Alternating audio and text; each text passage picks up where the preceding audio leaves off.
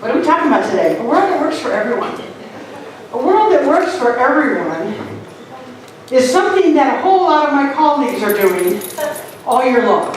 Some of them are doing it every single week. Not my cup of tea to do anything the same every single week, so I do it once a month. A world that works for everyone once a month. I reminded us the very, very first Sunday that a world that works for everyone does not mean we all get our own way. Bummer. Because that would be chaos, and then that world wouldn't work for anybody, right? So it does not mean we all get our own way. It does not mean I get to be entitled that the world works for me and not for you. All right, so what it does mean for me is that we are all equal in terms of God beings. We are all equal in value, and we ought to have equal access to whatever makes life good. On the spiritual realm, we do already have equal access. On the earthly realm, we're working on it. And we're part of the ones working on it, aren't we? So that's just a really good reminder of, please, it's not about entitlement. It's not about, I get to have the money. So this particular month is kinship with all life. Kinship with all life. And so I sat and I thought, kinship with all life. And I have an outline that shows every single Sunday theme. And I thought, how do I pull this together? Well, for me, is what I came up with today was the body of God. Is how I pull this idea of the kinship with all life. So let's begin with our founder, Ernest Holmes.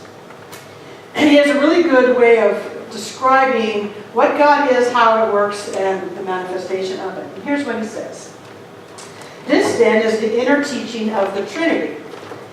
God, as a self-knowing spirit, means the divine being whom we have always thought and believed in. The being to whom we have prayed and whom we have adored. God as law means the way in which spirit works.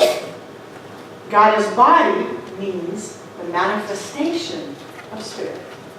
That's where we're going today. God as body means the manifestation of spirit.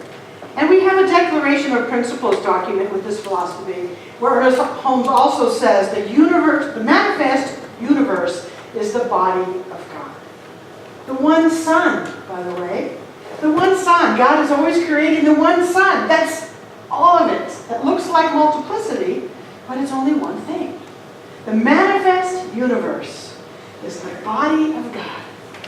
So just imagine even just our beautiful earth. And that's such a small little drop in the ocean, really. But if you can think of the earth itself as the manifest universe, is the body of God. This is the body. And then however far out your mind will go with that, let it expand as far as it goes. The manifest universe is the body of God. If we say that God is the only creator, do we say that? Yep. Every week, pretty much. God is the one and only creator, not a dude in the sky, but an energy source everywhere, creating everything out of what? Itself. Creating everything out of itself. That means there is nothing that is left outside of that. Whether we like it is a whole other story, and we'll come back to that. Nothing outside of that God presence. Everything is included in that.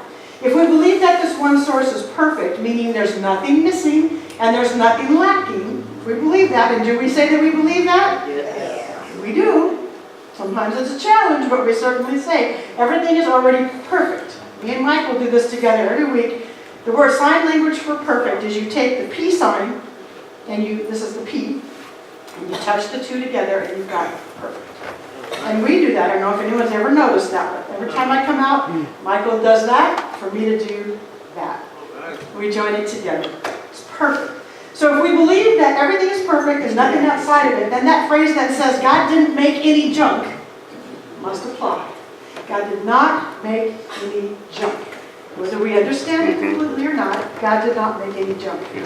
Therefore, Lady Gaga's song that Andrea just sang for us, we were born this way. I take that to the nth idea of we were born what way? We were born as the body of God.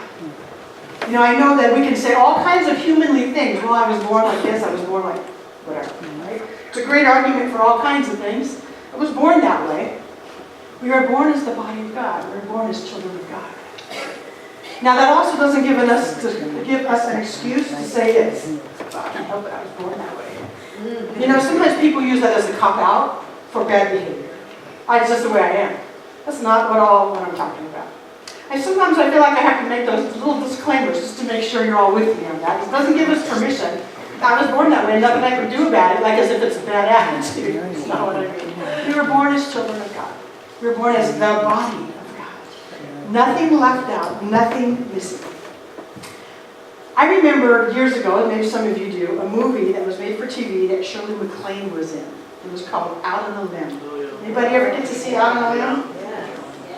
I watched that movie till I could probably do a play and act every part. I watched it so much. There was one scene that I wasn't in this philosophy yet, but very soon afterwards I found this philosophy, and it really impacted me.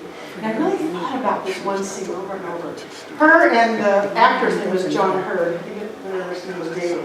They're sitting on the beach in Malibu, and they're having this conversation about God. And he was brought into her life in sort of mysterious, but not coincidental ways.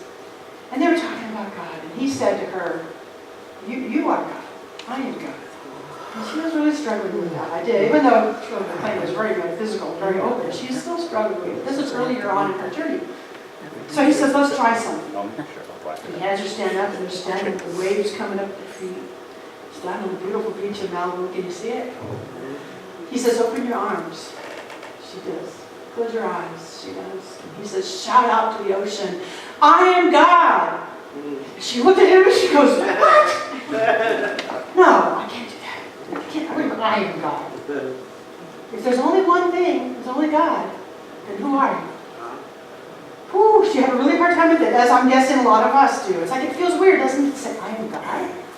Not the totality of God. Obviously, I'm not any of you. You're not each other in terms of the form. We're not the totality, but all we are must be God. So she got up and he's like, "Come on, just try it." First she's like, "I am God." You know, not very convincing. Okay, I am God. It took her a while to be able to just close her eyes and go, "I am God." And then they kept saying it back and forth, "I am God. I am God. I am God," until you could see her embracing with that. And I am God. If that feels weird for you to say, "I am God," you can try to say what my title is today. I am the body of God, or I am an expression of God. Pat Sanchez's favorite, I am God's stuff. We can say it however we can say it, but I encourage you to try, I am God. And just see how it feels. And if it feels difficult, it's a perfect thing for you to practice. It's a perfect thing to keep doing it until you can actually say it and understand what is meant by it. It doesn't mean that you're acting like some arrogant, like you are God and you're like controlling everything. But who are you? Who must you be? The body of God, the expression of God. I am God. So go home today or go to Malibu, go to the beach and stand there and say, "I am God," and see how it feels. Or I am an expression of God. You do whatever step you can do to get there, so eventually you can say, "I am God." Until we can all get to this place where this little story I'm going to tell you, that we have so much confidence that we understand what God is and where God is. The story of a little girl in the school, and all the kids were drawing. The teacher gave them an assignment to just draw. And as the teacher's walking through the classroom, she looks down at this one little girl's drawing and she says, "What are you drawing?" She says, "God." And the teacher says, "Oh, no, nobody's ever seen God." She says, "They will in a minute."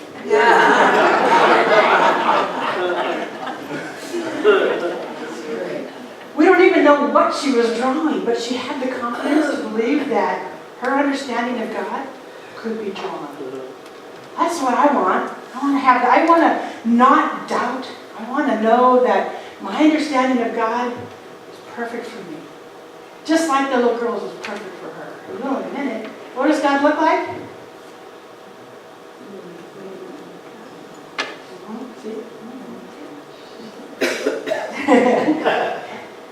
Me? Yep. I want us all to have that level of confidence that the little girl had. They will in a minute. When you see me, you see God. So why is it so easy